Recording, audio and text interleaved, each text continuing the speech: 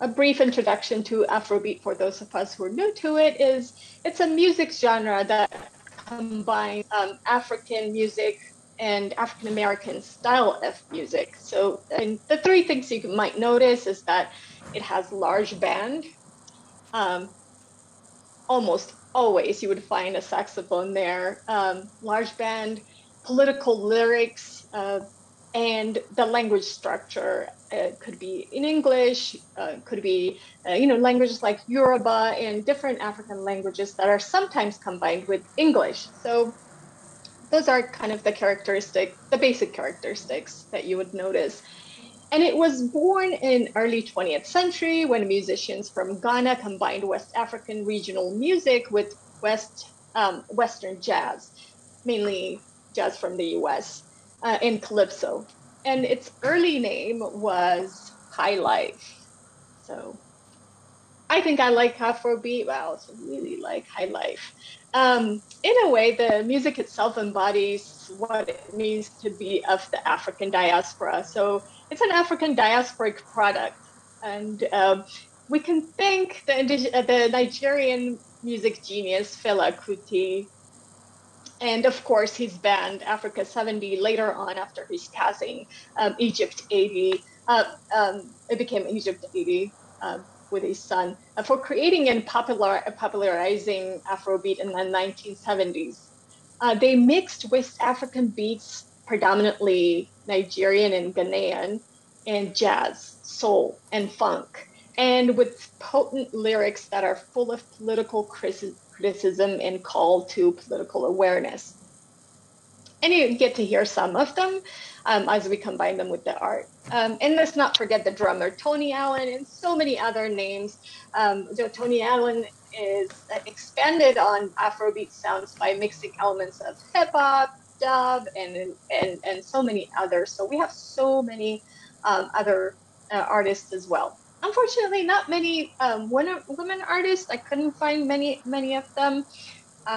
So that's something that we have to also kind of think about. And not to be confused with Afro beats, though, with an S at the end. That's sort of an Afro pop music that has soca and house and hip life and a Ghanaian take on hip hop. That's more of a contemporary of Afrobeat, but Afrobeat and Afrobeats are completely different in terms of music genre. And in visual arts, the 60s and 70s were when Black is Beautiful was happening, right? And so the Black Pride, and at least here in the US, the Black Pride, Black Power, Cultural Revolution were taking place. And I mean, let's just read the quote from Charles White. I think that just kind of embodies the energy of artists in that era. I'm interested in the social, even the propaganda angle of painting. The old masters pioneered in the technical field, and I'm interested in creating a style of painting that is much more powerful, that will take in the technical end and at the same time say what I have to say. Paint is the only weapon I have with which I fight what I resent. Charles White. Yeah, Charles White is the person that you see in the photo that's sitting on the chair, and Fela Kuti is to the left of him, or right of the computer, I guess. So let's start. All right, so we're gonna start with this piece. And this piece is by Alexander Skender Bogosian, who's an Ethiopian artist. And let's see what we paired this with.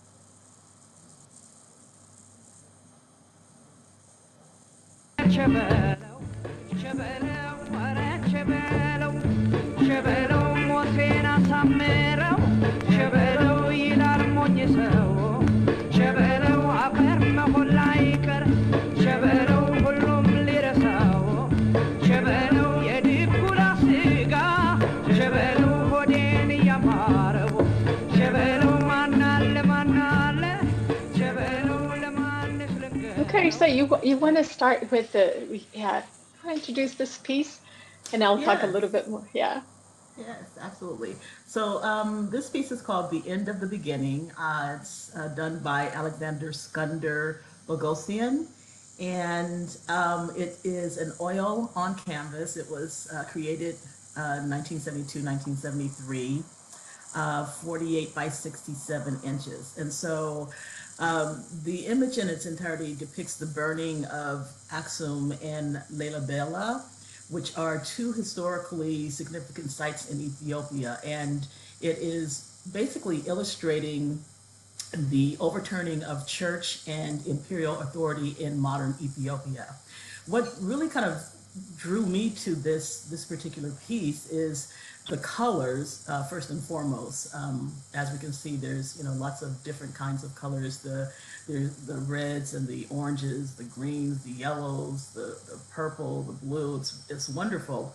Um, I felt like the background colors kind of reflect this smoky, hazy kind of sky that one would imagine when several buildings were on fire, burning. And so you have on the left side the sun that is clouded by smoke, and down below you have the red wavy lines that to me look like blood running down the street.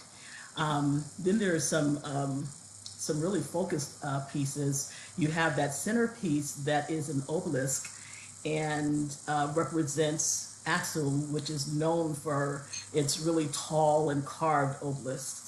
So I just kind of felt like that was representative there. And then you have the white bird kind of down and center, which represents a phoenix. It has kind of that phoenix figuresque and kind of look. And as I'm sure most of us know, that phoenixes often represents surviving and rising from the ashes. And you have on the right hand side a spirit figure, which has been said represents the past, hoping to escape a violent present. And you also have down at the bottom this lizard like figure, which in a lot of cultures represent regeneration and rebirth. So for me, having researched and kind of found all of this information, signifies that even in this kind of violent scene with a city or several cities on fire, there is also this feeling of hope when you're looking at all of the different symbols that represent the hope. And so I thought it was really great. One interesting note is while the work is called the End of the Beginning, and it speaks of the Ethiopian revolution in 1974, the work actually kind of predates that because it was done in 72, 73. And so this kind of caused some people to see Bogosian as a seer as well as an artist. So I thought that was interesting. Oh, that is interesting, and that I think that also the reason why I paired it with the song with the Muluk and Melissa and is that the song is sandwiched between it's a love song. If in the beginning it's a love song, it's a song lyrics, and in the end it's a love song lyric, but in the middle of it is talking about life and death and what death means and death of one person and being remembered. Those are the lyrics in the middle of the song. So if you start listening to it in the beginning, it's love song and it's really sappy, and toward the end the same thing. The middle is what really kind of talks about this art in a way. Both people who have lived in exile, the artist and the painter and the musician. So there's that kind of commonality that they have, and also for the music to it sort of embodies what Afrobeat really does, is that this you're dancing, you're having a great time, but also you're getting a good dose of political message or awareness. And so that was the pairing. Thank you, Lucreza. That was great. Let's move on to the next one. I think Dimitri and Remy, you got this one. Let's see what we paired it with. This is art by Charles Sears.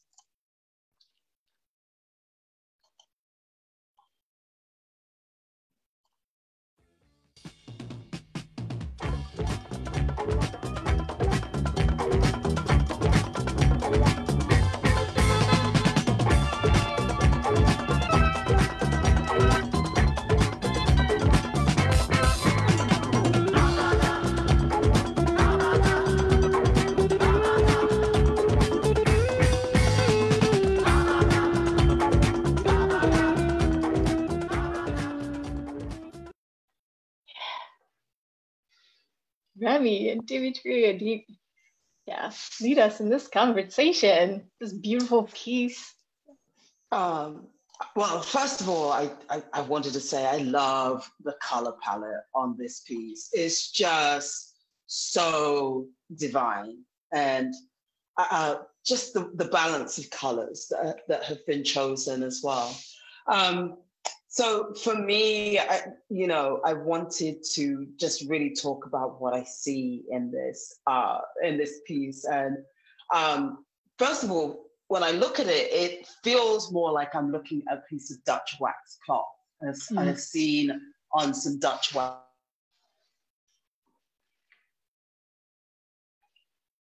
Uh-oh, Remy, your sound vanished.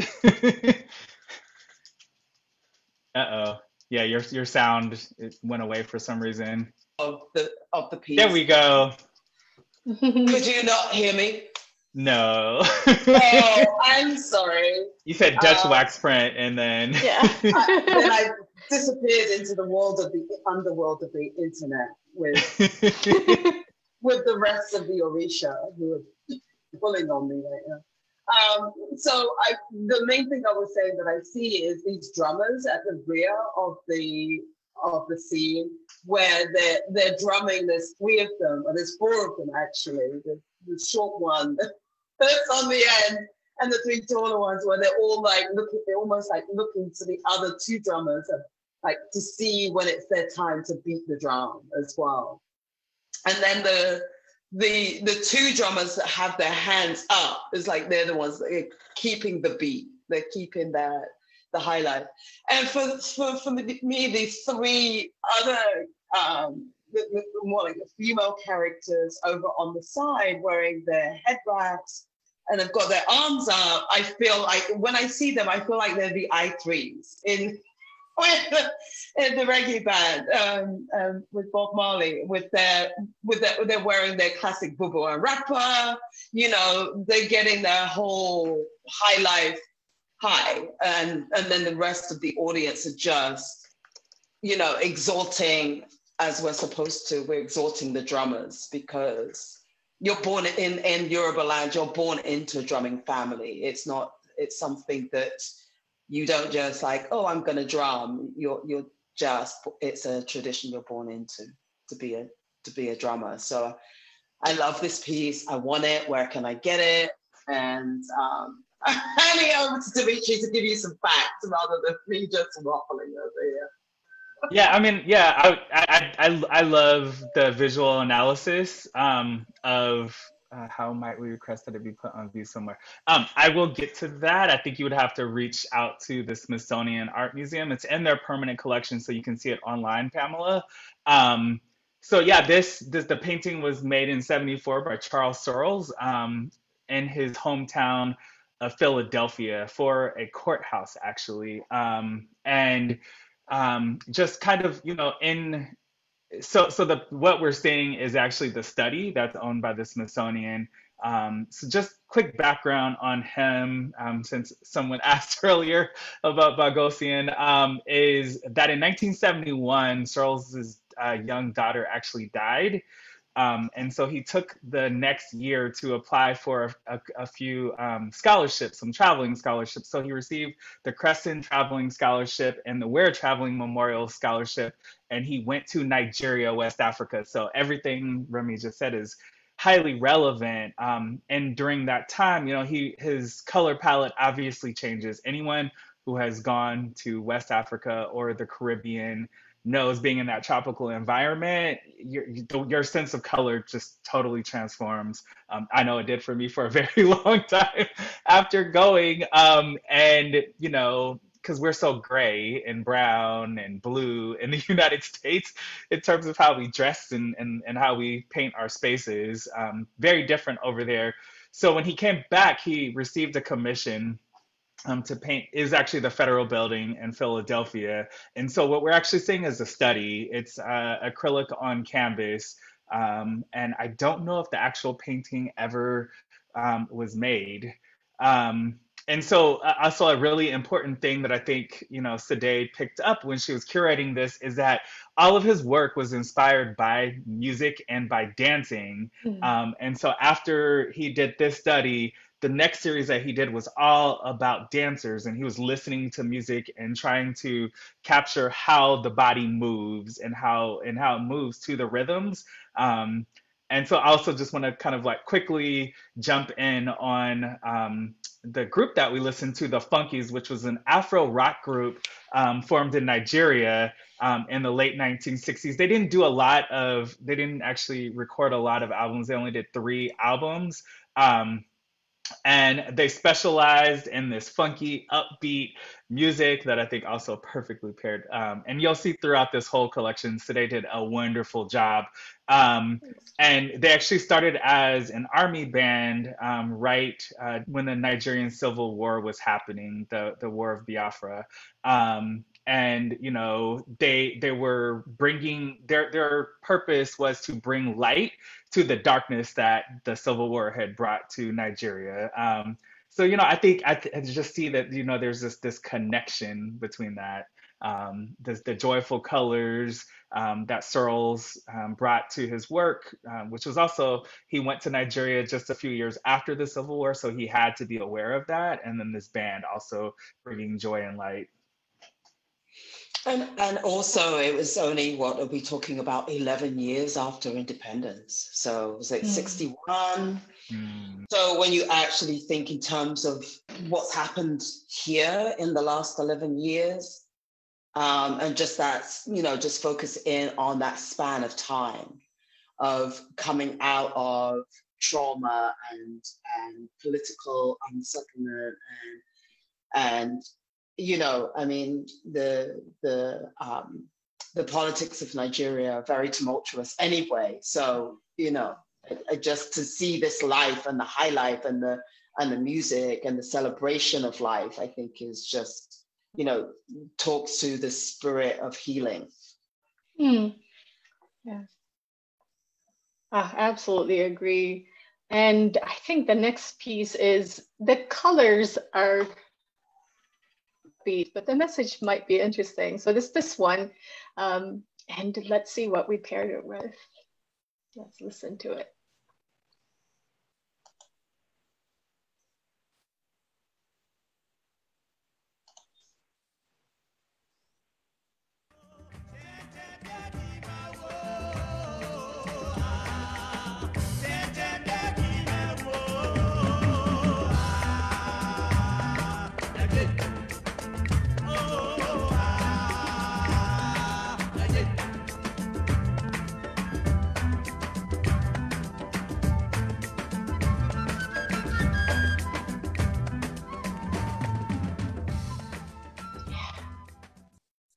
Charlie, what do you think?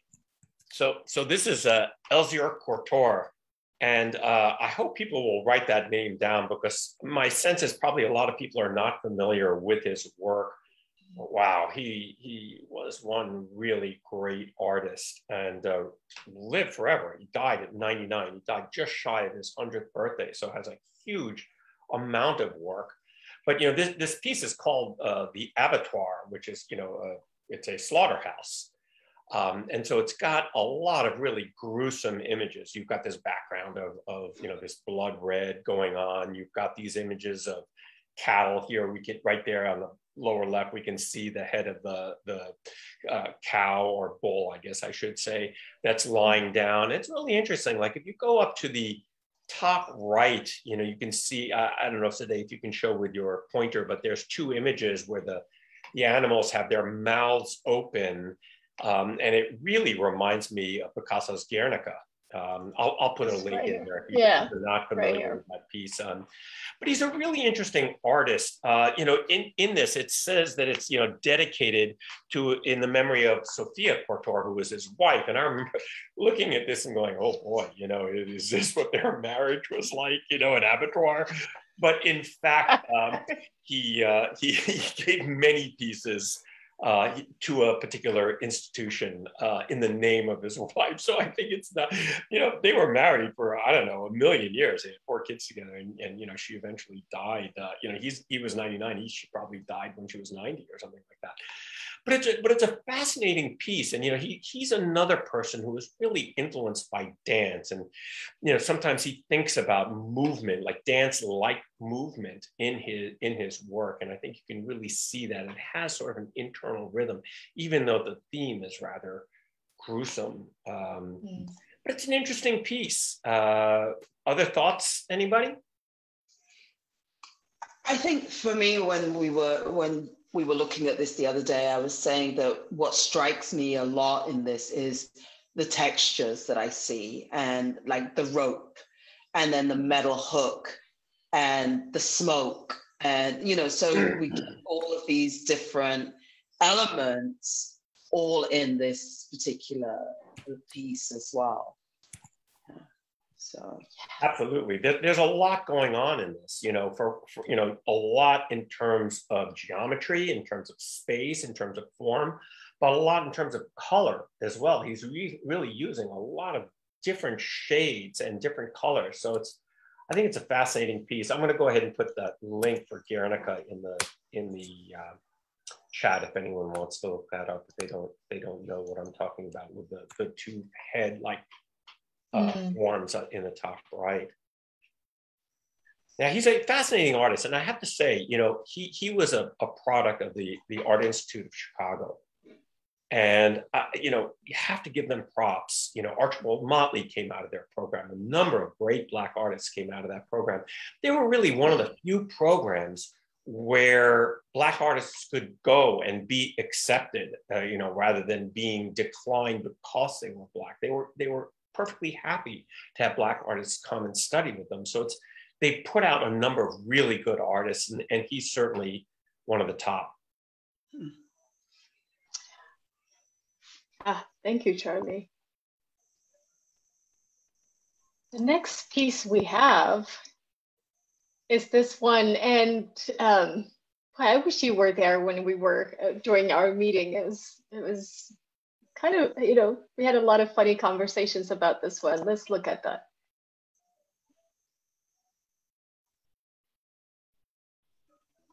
I had a question about this song. It's a Ghanaian, Ahiji is a Ghanaian artist that only produced 3 albums for the previous piece. He's a Ghanaian artist that sang at festivals and with different bands, and less known Afrobeat artists than the ones that we're featuring today. So it kind of matched with this artist also, lesser kind of known with, at least for me, it was the first time that I had seen this artist. And so that was the matching. Yeah.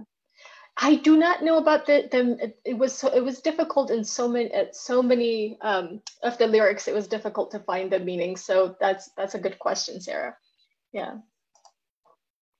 But if you find it, let me know. Yeah.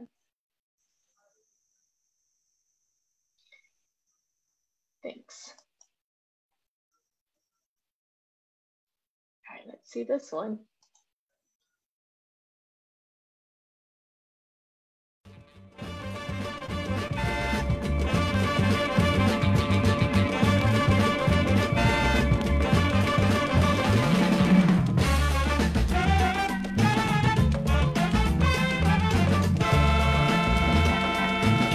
Condition is getting impermanent.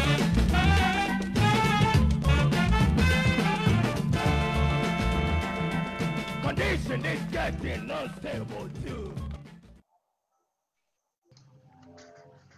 What do you think? This one is so interesting because we did have this long conversation, and we're so Western that everyone you know, everyone immediately just like, including myself, I am guilty of this, immediately was like, oh my gosh, it's biblical, it's Satan, you know, or Lucifer falling from heaven, which, you know, there definitely is some elements of that. But as I started to research and learn about Bob Thompson, he was not thinking about the Bible whatsoever in his work. So I don't know if anyone else, if that's kind of your first take on it.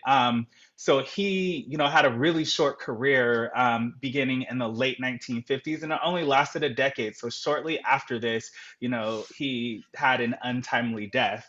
And so kind of during this time, the art scene was moving towards abstraction as the king. And so he decided to develop, I thought he was an untrained artist. See, here's what you go. You make assumptions based off of what you see. But he really wanted to kind of come up with this figurative art that was not classical, but also was directly in response to abstraction.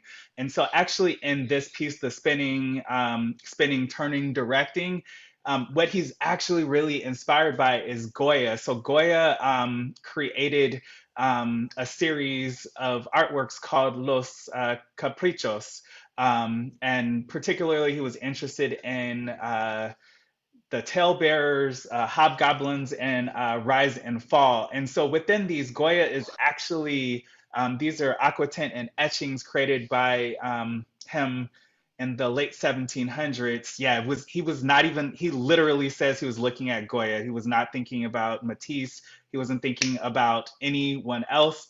And, you know, Goya was really interested in condemning, you know, Spanish society at the time. So he was thinking about, you know, people's predominance of preoccupations with superstitions, just general ignorance of the ruling classes, and shortcomings that people experience, like marital falling outs. Like, so he was not thinking about the Bible in any kind of way. That may have come through because we're Wow. Westerners and we're indoctrinated by it, right? And so for him, these are all these fantastical creatures that he's super inspired by, that he sees as parts of the human condition. So for him, this unclothed woman actually represents like our human nature, our original human nature with when before society comes in. So maybe a sort of an Eve in that kind of a way. And you know, there's birds that represent impending death for him, and then you know all of these fantastical creatures. So I don't know if other people, you know, if Ruby, if you have another kind of thing to add to him, but it that blew my mind because the assumptions that I made were not the artist's intention at all. No, Oh, wow. but I think it's interesting how we want to add a narrative to any artist, and you know, our desire as storytellers ourselves, that we want to project onto, and we want to give a narrative that fits what we see, and sometimes override the narrative and the story that the artist wants to tell. And I'm guilty, totally guilty of that. I will totally make some shit up on this. we all do that. And then, you know, and I know someone's gonna ask about the group. It's Marijata, and they are a Ghanaian Afro punk group that, like a lot of them, not a lot is known about them. They also, I think three is the magical number. People do three recordings, or did back then, and then they vanish from anyone's knowledge. But during their heyday, they were known to rival the intensity and the energy of Fela Kuti. And if anyone out here speaks any of the Akan languages, maybe you can tell us more about what they were actually talking about in the song that we just listened to, which is No Yeah. Condition is Permanent. I also just wanted to add, you know, I absolutely see Goya's influence in this as well. But to me, I really think of Gauguin when I look at this piece, you know, the sort of color range and sort of expressionist view of it.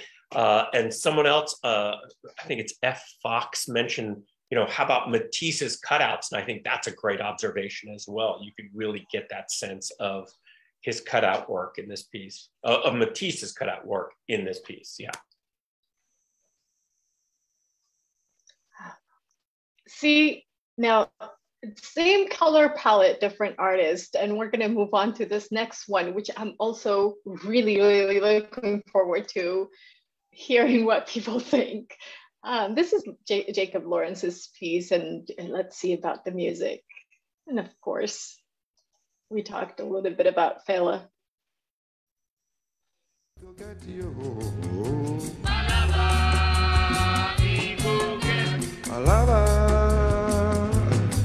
When cat sleep, rat go bite him tail. What do they find? Palava, he go get you. Oh, Palava.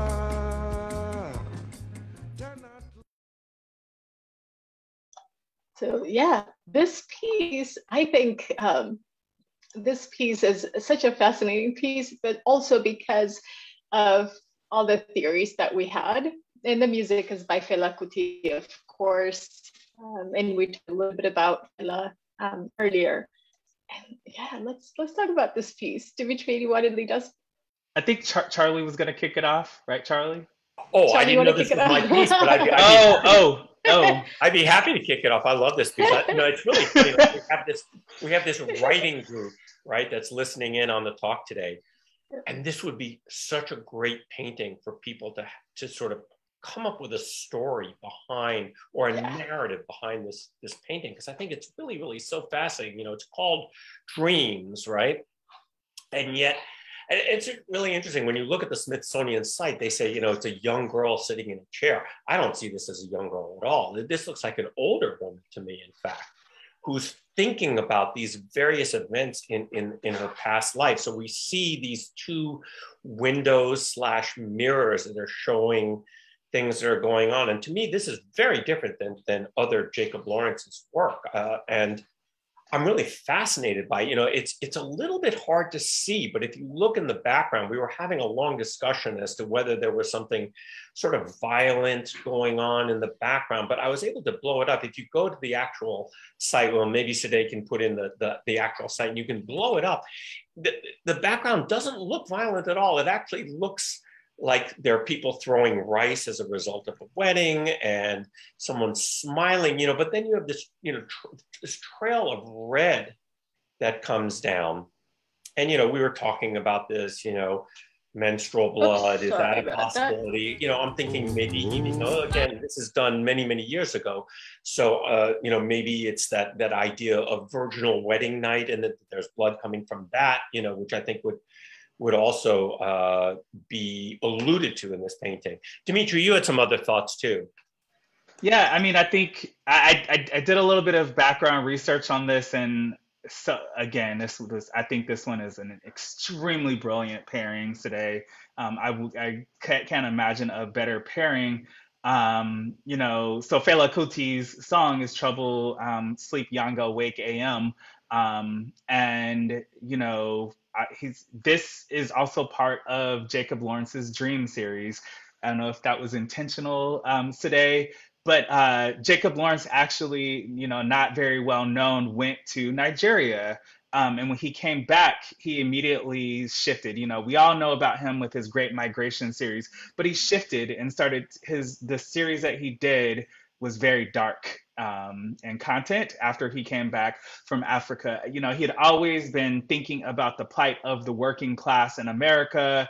And when he went and saw the same kinds of plight happening in Africa, particularly in Nigeria, he really wanted to paint about it. So you see this man with the blue mask on, who is the groom. There's a green figure coming from under her dress. I think you can see it pretty well here. And if you look at the woman's expression, the bride's expression, it's not a pleasant expression at all. She looks terrified.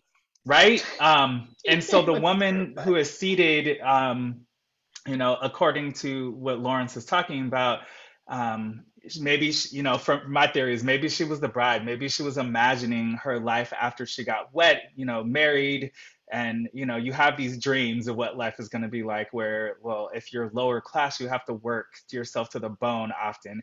And so I think what we see is her exhausted at the end of the day, kind of falling into a daydream, thinking about, you know, on the left, she's got her wedding portrait that you can barely see in the window. And then on the right is maybe the wedding day, maybe the moment that this terror that she lives in kind of came from. I mean, if you look up Lawrence's other dream series, there's people who have fallen asleep, and there's terrors happening around them. There's demons kind of haunting them. And we know that Lawrence also suffered from depression, from all the things he saw in war, and in the United States. And then it's important to note that this is 1965. Another thing the Smithsonian points out is that he started the series right after Malcolm X was assassinated, and the civil rights movement was really, you know, coming to a head at this moment. So yeah, depression and the fact that we're fighting, we've moved, we've done so much,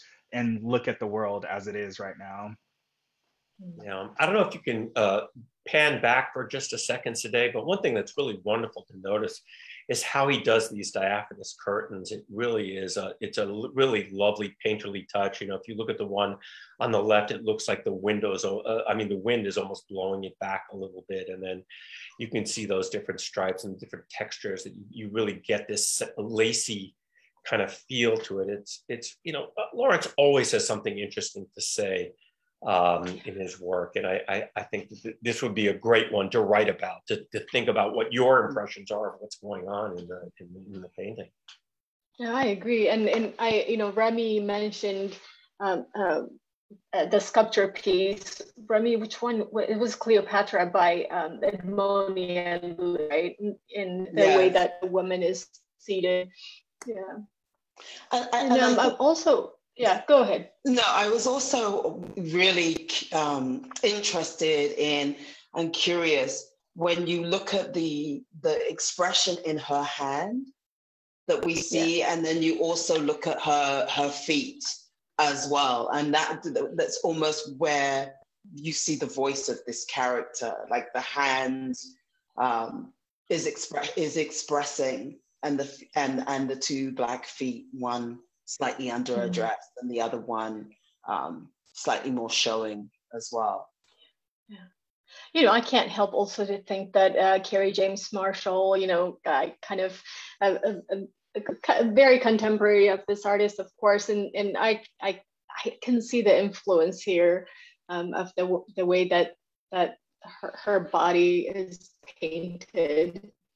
And so I like that very much. And this, let's just put some color on pause, and let's see here. So this is by Vincent Smith. So this is a piece that we had a lot of questions about. Let's hear the music, sorry. Charlie, for sure.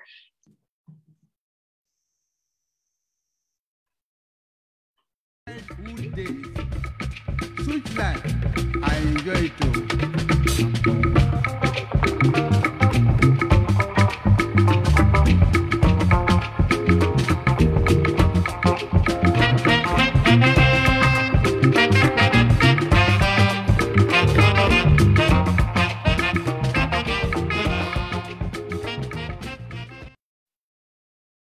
So this is the piece we have a lot of questions on, like charted, and the music that we paired it with is the Afro jazz, Afro soul music. Orlando Julius, who's a saxophonist, who's the band leader. He's a Nigerian band leader, and again, you know, one of the prominent bands out there with when it comes to Afrobeat.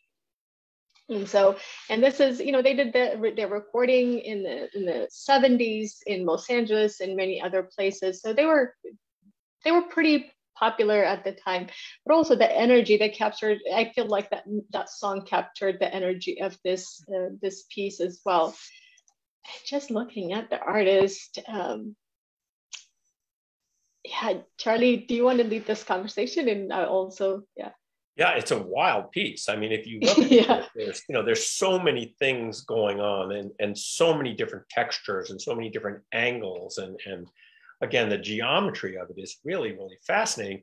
But I have to confess that I'm really confused by the title. I tried to look up a little bit more about this piece and could find nothing on the internet about it. But the title of it is "The Triumph of the BLS," which we assume was the Bureau of Labor Statistics. And this is an organization that it's kind of like the census. You do it to try to figure out what any particular population is at the time.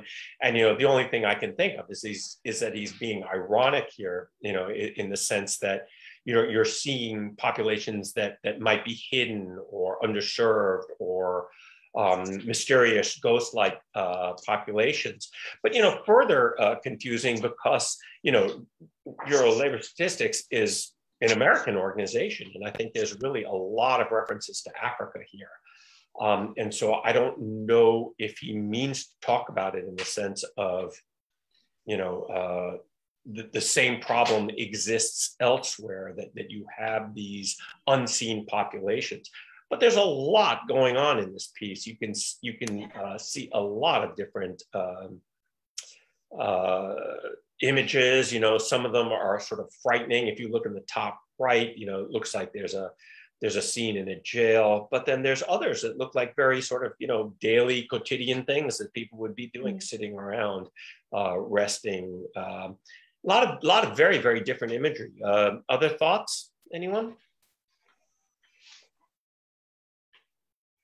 I'm just also wondering, because he's an artist that made it known that he wanted to be free from the kind of whitewashed art practices and art narrative. And so I wonder if this is his way of, like you said, Charlie, of making a record, making a census that does not involve people as not as numbers kind of thing. And so I wonder about that. And also we were able to see the crescent moon and the star in this art piece.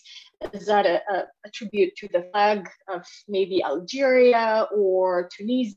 And we had kind of questioned about that. And although New York born, he became an artist, or he considered himself full-time artist later on in his life, and he was part of an army. And so I wonder if he's just sort of recounting everything on this piece, because there's just so many stories.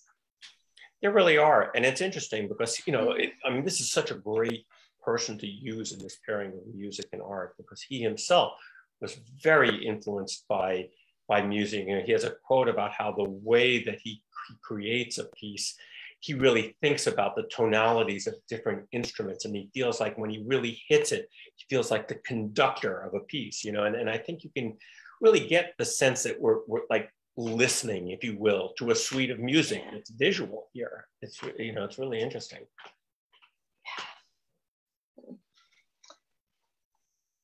Thanks, Charlie. Oh boy. Okay, we're back to color now. Ready? Okay. This is the next piece, and let's see the pairing here.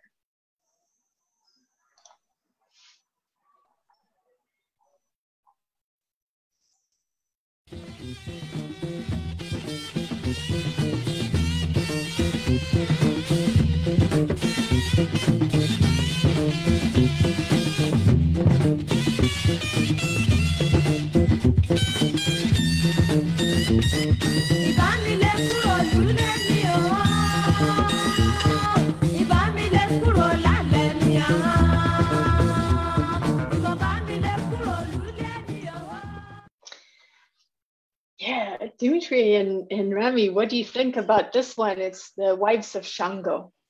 I want Remy to kick this one off. Uh-oh.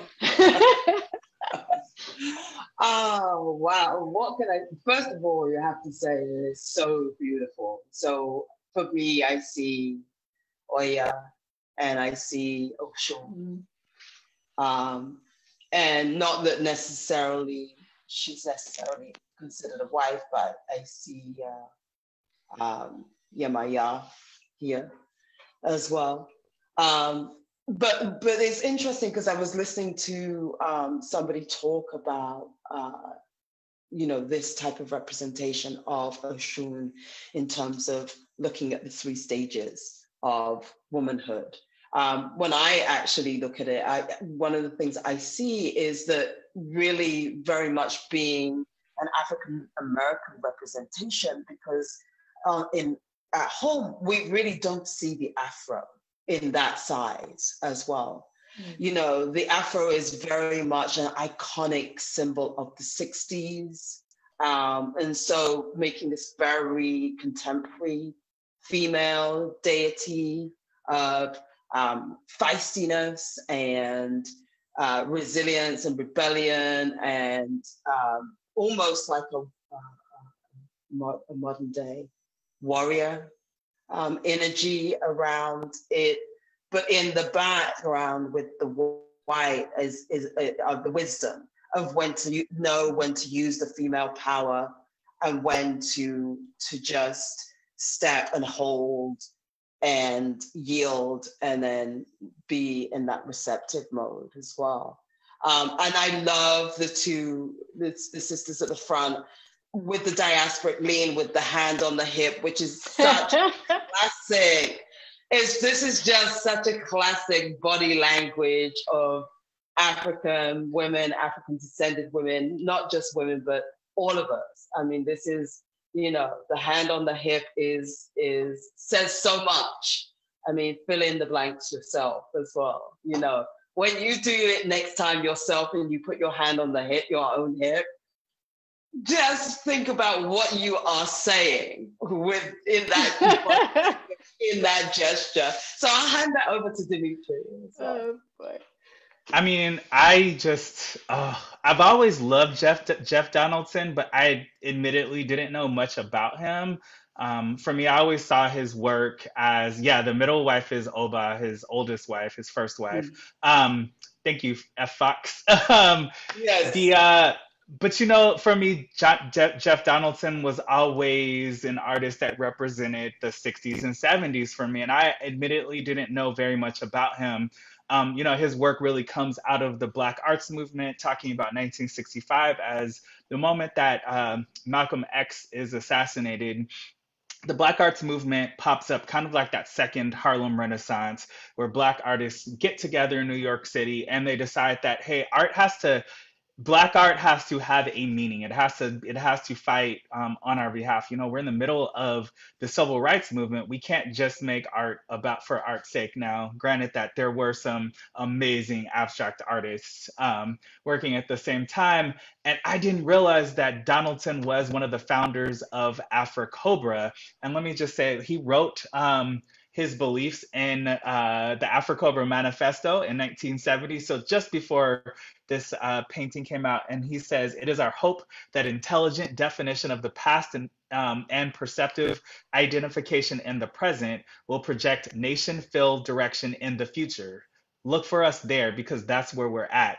So for me, it's like he's almost thinking in this Afrofuturist vision, which, I don't think he's often associated with that. Then he goes on to say, "We hope you can dig it. It's about you." And like Marvin Gaye says, "You're what's happening in the world today, baby." And just his sensitivity, like he's got these women, most male artists, especially of this time, aren't going to give this power and sensitivity to women at the time, right? And if you look at the tale of Shango, which Shango is present in this, there is his double-headed axes between the women. It's the white double-headed axe of quick and swift justice.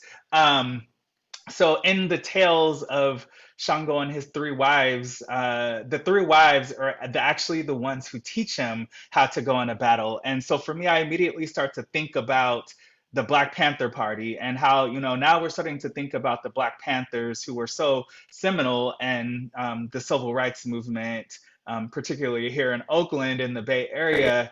but around the world, and how, you know, there were all these women that were really the spirit of the movement. And I think, you know, we're starting to finally realize that. You know, we were thinking that it was Huey Newton and, you know, all the men of the movement, but it's like, no, there's Angela Davis, you know, and you know, and the rest of the women who are actually leading the way. And so I think Donaldson is picking up on that sentiment, but not in the present, but during the time that all this is happening. So I don't know. Well, Anyone else want to you know drop what, in? Dimitri? Yeah, you know what, Dimitri? I am so glad you mentioned Angela Davis because it's important. Ah, there we So, go.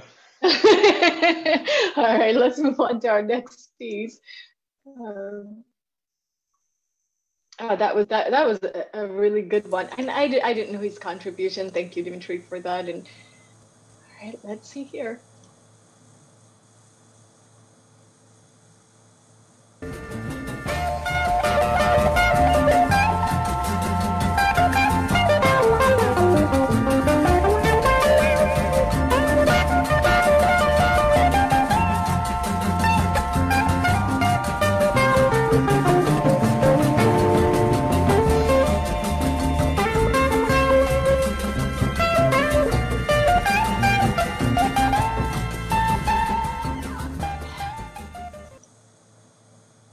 Look, Risa, you want to lead us to this one, which completely your explanation of your discovery of this, the meaning of this piece completely changed the way that I saw it. So, yeah. Well, this is Love Letter Number One, created in 1971 by Charles White. It is a lithograph. The dimensions are 30 by 23 and 3/16. So we saw his quote at the beginning of this session, and I think that just spoke volumes as to what his outlook on art was about. So when I first saw this piece, the first thing that I thought of was, this is an artist that loves African American people and African American women in particular. When I looked at it, I saw the strength in the face. I saw the courageousness. I saw almost a defiance. And just like someone was mentioning earlier, regarding the Afro, I mean, it's so iconic to this period of time, and it's such a defiant kind of look. And so, all of that kind of came into play.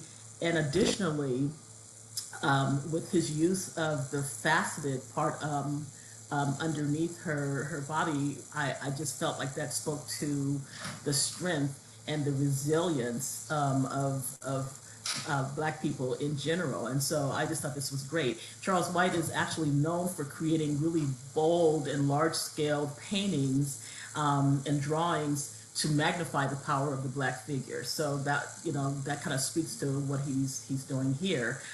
He also liked to communicate universal human themes while just focusing on the lives of African American people.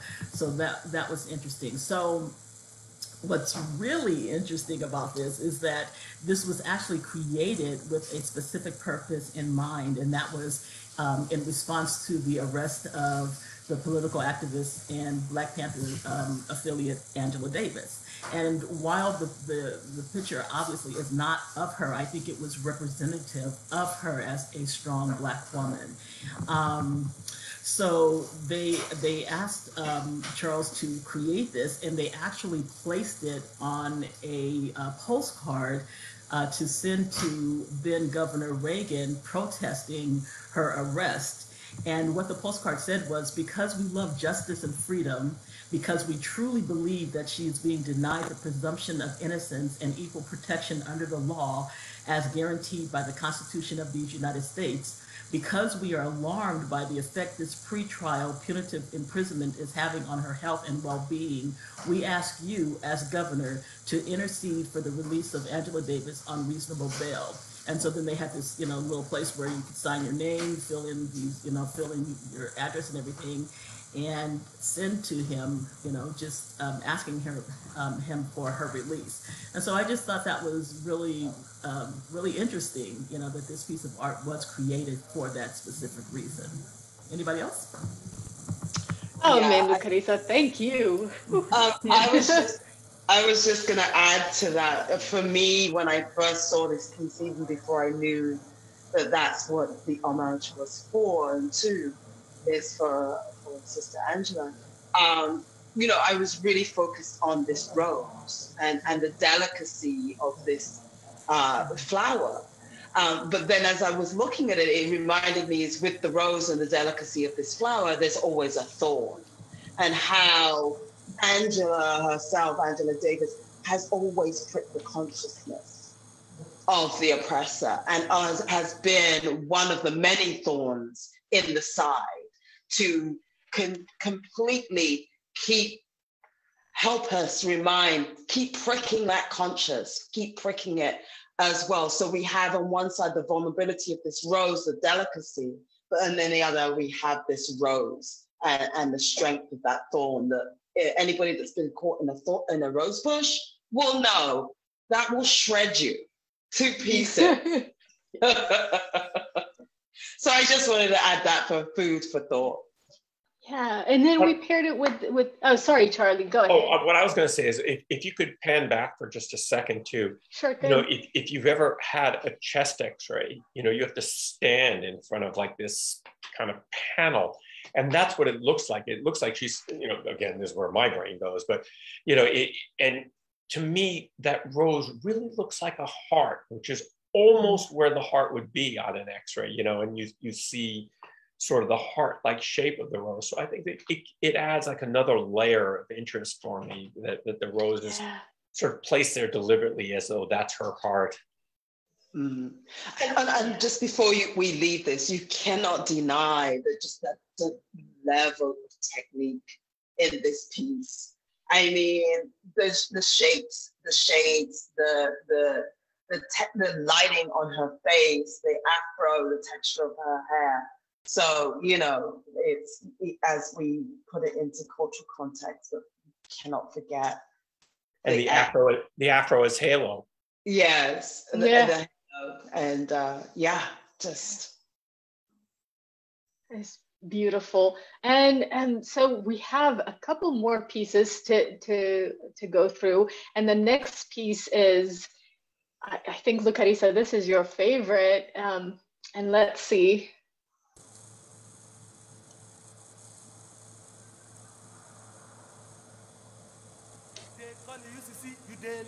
Baby.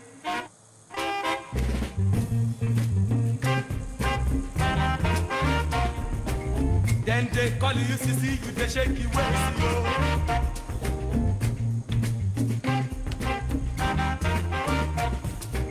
You never know Lagos at all. Lagos go turn you to drop a boom boom. Lagos go turn you to set. So this is a piece by Bruce Onowara-Kapea, who was born in 1932 in Nigeria, and he's a Nigerian who is. So this is a very loaded piece, much like what we saw in the first piece. The connection is almost uncanny, and this is a piece that was made. Lucarisa, I think. You and I are covering this piece, I think, or Remy and you. But in a way, he's talking about, it's called Have You Heard? And he's talking about the Civil War and the Civil War. And Pamela is asking, are we losing panelists, Dimitri and Remy? Remy's here. Dimitri had to go, but he is listening in, Pamela. Thanks for asking. And so he is documenting the Civil War that happened in Nigeria, but he's sort of showing us that in this painting as well. Yes, absolutely. The title refers to the reaction of the people to the news of the sudden end of the Nigerian Civil War, the Biafran. And it began in 1967, and I believe it ended in 1970 after just massive amounts of casualties. I mean, there's 100,000 military, between 500,000 and 2 million civilian deaths. And so this is just depicting just the sheer exhaustion of the women in the marketplace, as a matter of fact. And so when you pan closer to the faces, you can see just how in depth the facial features are. What initially drew me to this is just the sheer coloring. I mean, it's beautiful, and I couldn't figure out why it seemed so familiar. And the more I thought about it, the more I realized it was. It kind of reminded me of those sculptures, the Benin sculptures, that are kind of like that bronzy, burnt kind of metal look. And I'm really just drawn to those colors. It also reminds me, the patterning reminds me of a batik. I think that's what it's called. And if you can pan in closer, when you're looking at the skirts, you can see all of this different pictures. You have, some of representing like sculptures. You have one in the left-hand side that has like a man and a woman figure. There's just so much that's in the skirts. And there's a little portion, I believe it's also on the left skirt, kind of towards the bottom, that has what looks to be words. And so as I was researching this out, I found out that he actually invented an alphabet or letters. It's called Adibe. It's a Yoruba word, which is where he is from.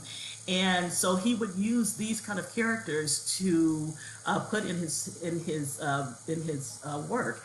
And it kind of reminded me of Semitic writing, where you're just kind of allowing a free flow writing, on works of art. And so I just thought that was interesting. What really captivated me, as we're looking at this up close, and you can see just all of the detail, is the fact that his process is etching. And I personally didn't know a whole lot about etching, so I quickly looked it up. My God, what a labor-intensive process. Yeah. I mean, it's a process of making a print from a metal plate, and it's usually copper. And so the design is incised by acid. There's a whole bunch of different acid washes. The copper plate is coated with another substance, and then you actually create the etching in this thing.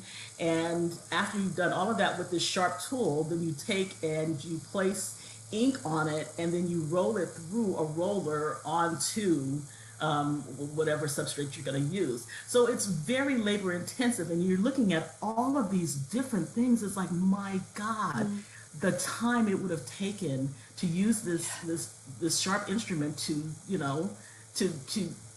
imprint into this piece of copper.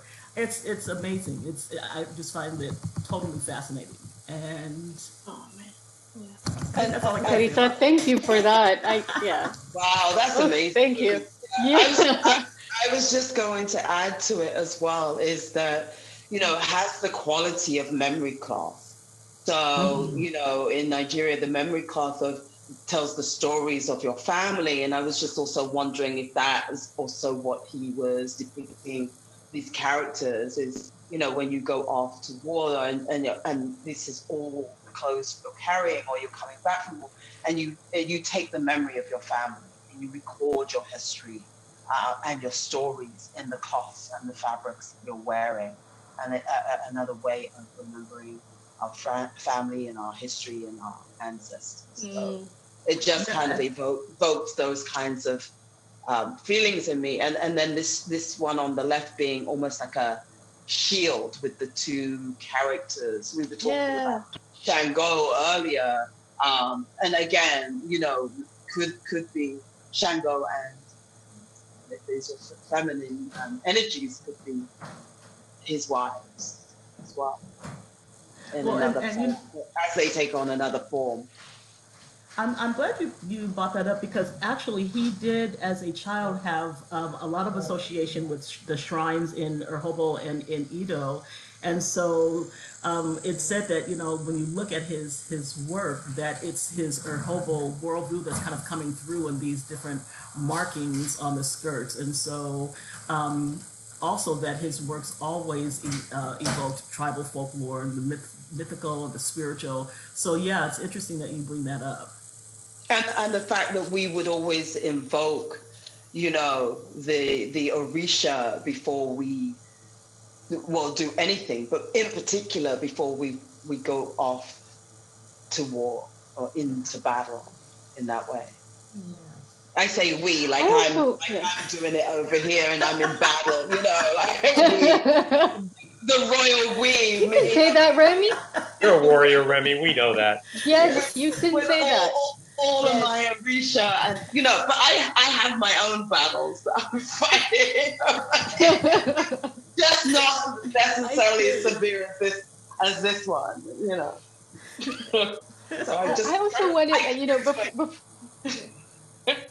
before we do that, the last piece, thank you for that. And for the, you know, I want to also highlight the musician that we pair this with, and I think it's really interesting because Lagos CC was the song, and Bola Johnson is the musician. He was born in Nigeria, but he was also a journalist. So a journalist that is also a musician, and it's the whole idea of have you heard, and a piece being able to tell a story, and through music, through art. That was very interesting to me on that one. So I thought that was a good pairing. And we have one last piece before we let you go. And if you have joined us today, we will email you the list of music and art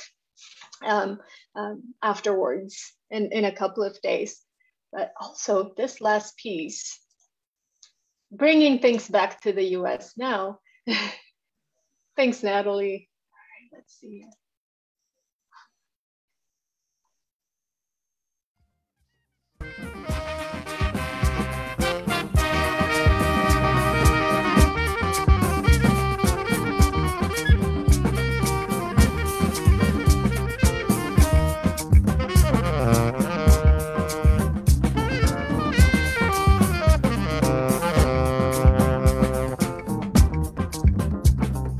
Progress is what a hard worker is looking for.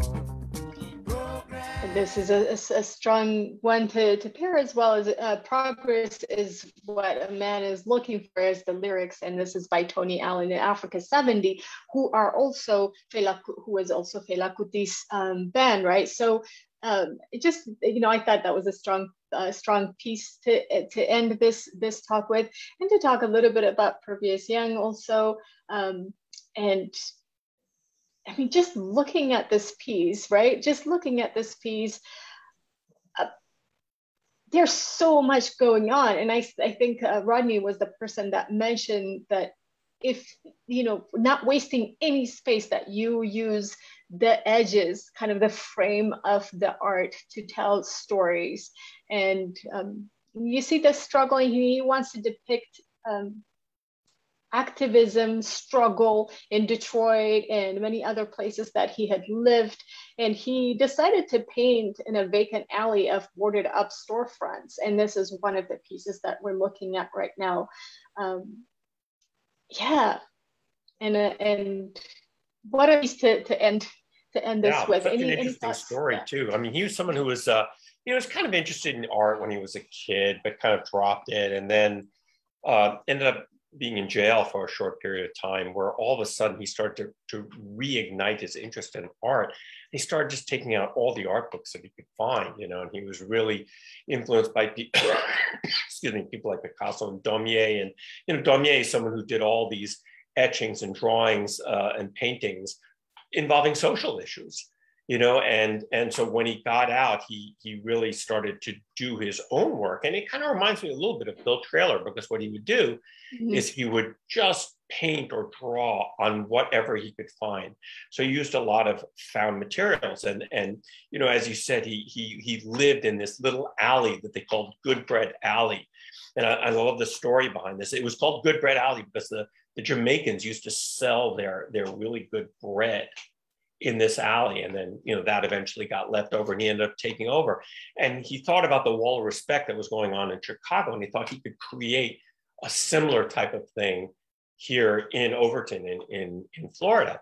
And so he did, you know, he just absolutely filled this wall with his work. But, you know, look at those central, to me, that looks like Goya. If you look at that, you know, those central pieces, you know, if you look at these like mythic creatures that are fighting, you know, because if you pan back for just a second today, you can see how much larger they are than everything else that's going on in the painting. And again, a great piece to use with musical pairing, because he's another person who was fascinated by music, and in particular jazz music, and you know, thought about music while he was creating a lot of his pieces. So you see that kind of, you know, the same kind of movement in a lot of his work. Wow. Okay. Well, thank you so much, Charlie. And I want to say thank you to everyone that has joined us today on Facebook and with Zoom.